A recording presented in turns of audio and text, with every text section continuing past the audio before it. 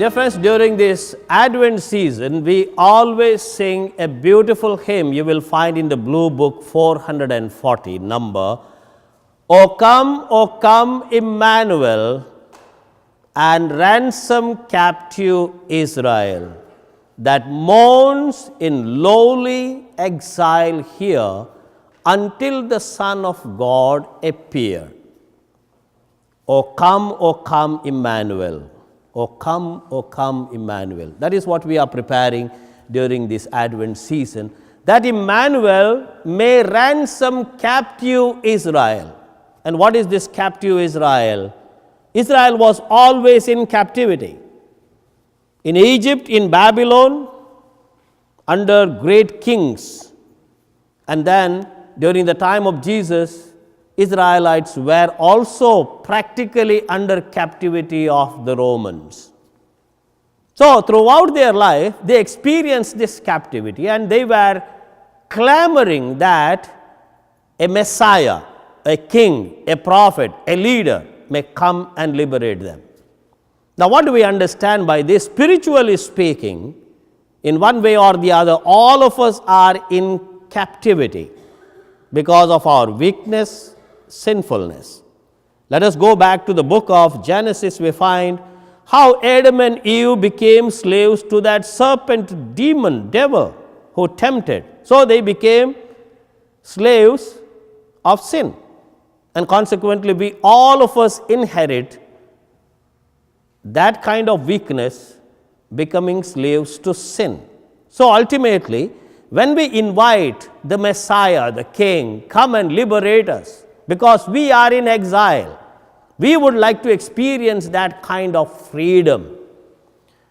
Dear friends, freedom is such a great gift that we experience, and that is why if we go through the immigration process of all these countries, whether it is United States or Canada or some other countries where people run from their countries in order to experience freedom. Apart from prosperity, prosperity is one of the ways that can liberate us, because we don't want to be poor, we want to have all the comforts and consequently experience freedom and liberation.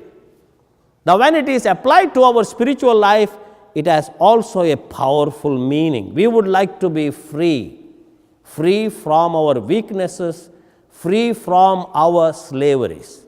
Now we would like to come back to the gospel passage when Jesus says, be alert and be watchful. You do not know the time. We do not know the time when things will happen. And therefore, we need to be alert and watchful. And therefore, Jesus is using a kind of parable here. The master of the house goes away on a journey, entrusting his household in the hands of the slaves and asking the doorkeeper to keep a watch, because he will come at a time you do not expect. You should not experience that kind of drowsiness and sleepiness when he comes, and he will catch you off guard. And consequently, he may come in the evening or midnight or cock crow or dawn. You need to be ready to receive him. So what is the message that we get from all these readings today? Dear friends, preparing ourselves for the coming of the Lord.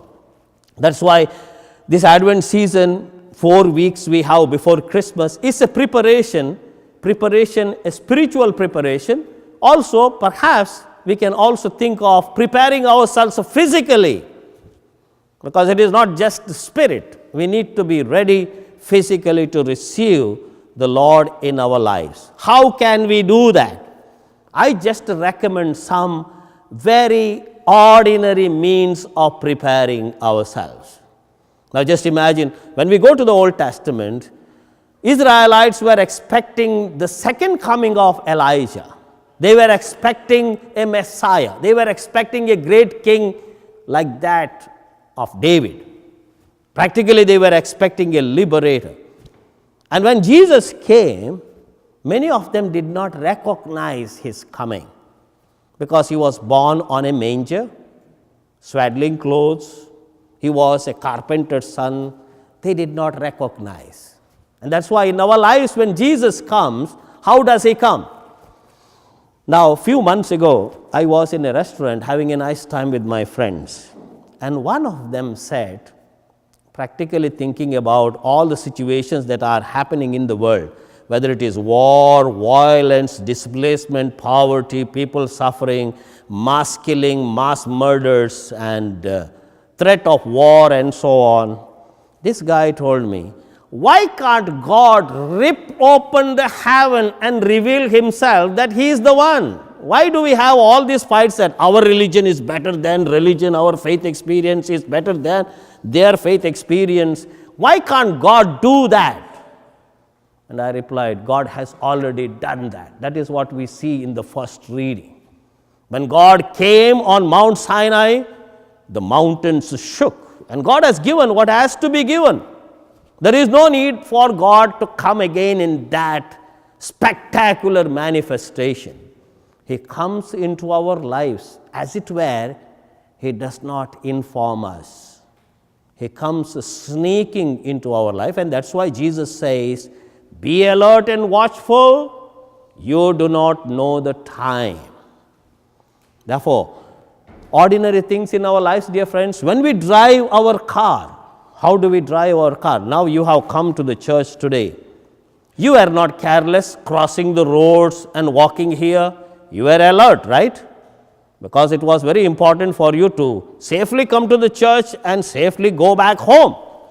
That's why we are very keen on watching or observing rules and regulations on road. In the same way, dear friends, weaknesses are always a part of our life. Now, very often I get people in the confessional, I have told you several times, they come and confess and they come back after a week or two or a month, they confess the same things again, and sometimes they feel a kind of desperation. Father, I have been trying all the time, but I fall into the same sin. What I tell, God forgives you, cheer up. Now, according to the Catholic Church, what we need to do? When we go for the confession, we need to make a resolution that I will not fall into that particular sin. I will resolve and I will never sin again.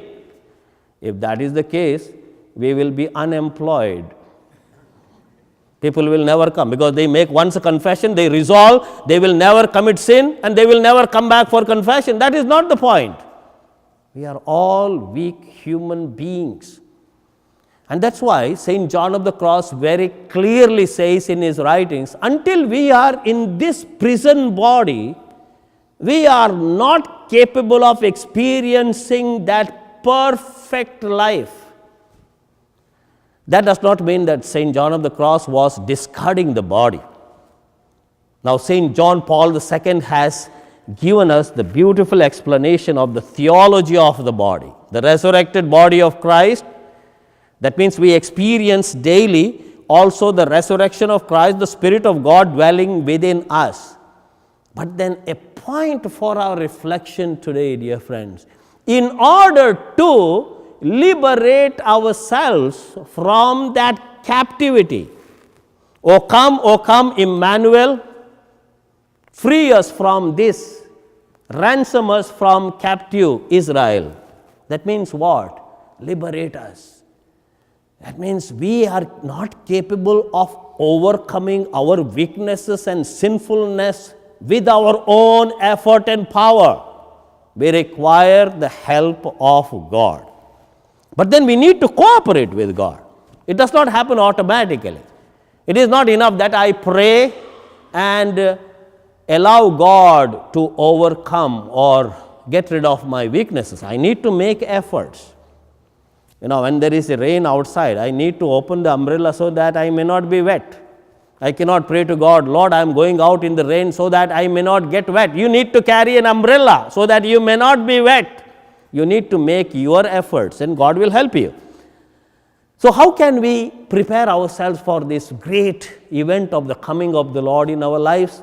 Ordinary suggestions, ordinary resolutions. And what are these resolutions?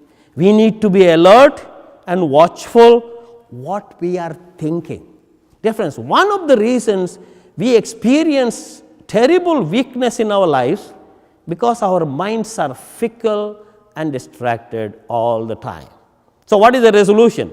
Resolution is this: that I will stop getting angry, I will stop hating people, I will stop gossiping with others, and before that I will stop gossiping in my own mind. Very often we have that weakness. Even though I do not gossip with others, but I gossip in my mind. Oh, that person is like this person is like this, and so on. I make my judgments already about other persons. So I try to avoid such situations so that I may experience peace of Christ. And that's why Jesus is the Prince of Peace. In order to have that peace, I need to prepare a peaceful mind. When I prepare a peaceful mind, you will see the results at the end of the month. When you celebrate Christmas, that toxic thinking, poisonous thinking, if I can get rid of that, I will be a free person.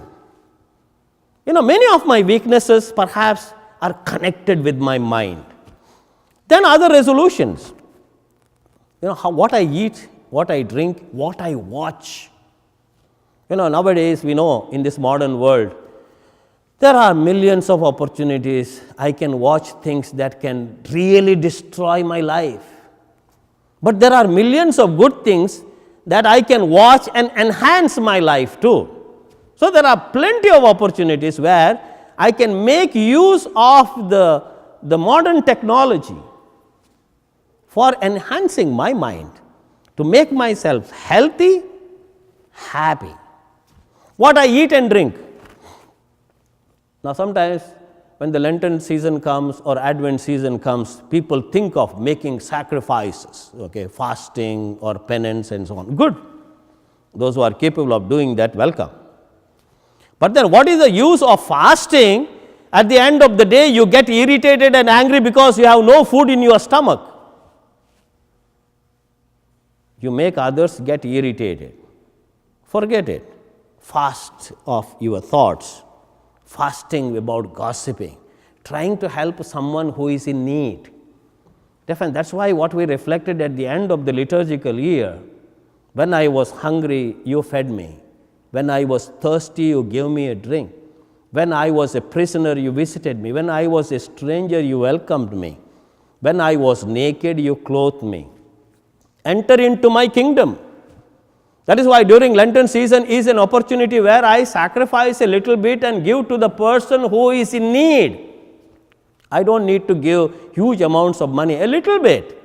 If I can sacrifice, I need to feel a kind of pain when I give. Then only there is a joy. That's a preparation I make for during this Advent season.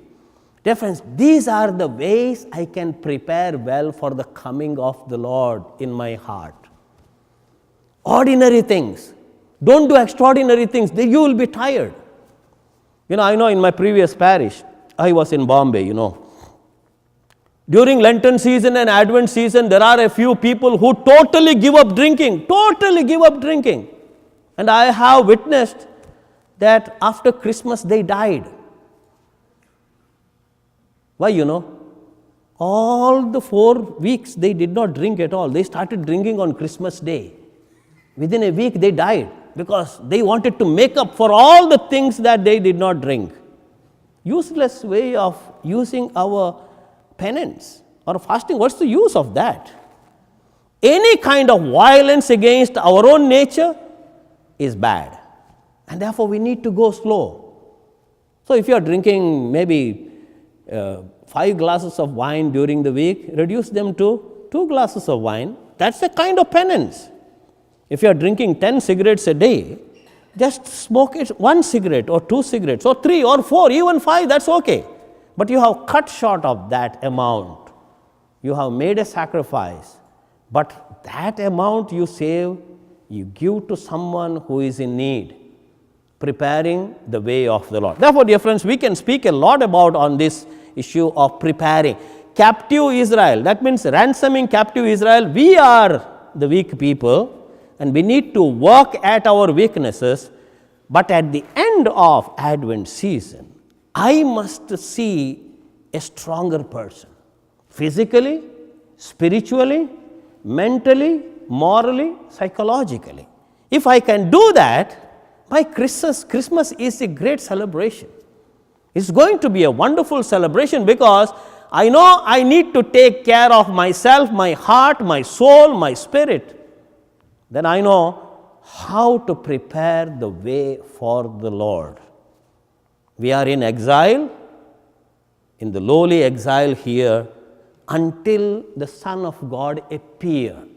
When the Lord comes, He has come already. He comes to us every day in our Holy Eucharist. But then when He comes, He liberates us, provided we cooperate with the grace of God that is given to us. Therefore, dear friends, let us try our best during this Advent season, the first Sunday, to make some small resolutions. And you all have smartphones and calendars.